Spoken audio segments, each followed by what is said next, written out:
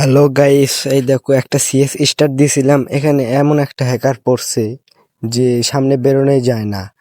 এই দেখো আমি বেরোনোর সাথে আমাকে মেরে দিল। তো এই দেখো আসলে কিভাবে মারে।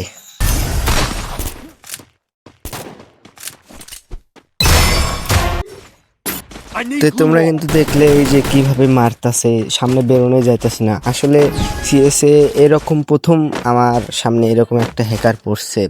তারপরে নেক্সট রাউন্ডে এই দিক দিয়ে যাইতে চাইলাম যে পিছন দিক দিয়ে যে মারবো, কিন্তু আমি এখানে কিন্তু 112 ড্যামেজ দিয়েছিলাম, তারপরেও হেডশট দিয়ে দিয়েছে আমাকে।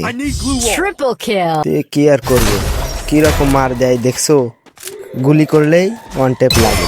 তো এর সাথে আর কি করবো বলো। তা নেক্সট রাউন্ডে আসলাম, এসে একটু সেফ দিয়ে খেলার চেষ্টা করলাম। তা দেখলাম হলো না, আমার টিমমেট একজনকে নক করে দিয়েছে। তা আমি ওখানে যে একটু ফায়ার নিতেই আমাকেও নক করে দেয়।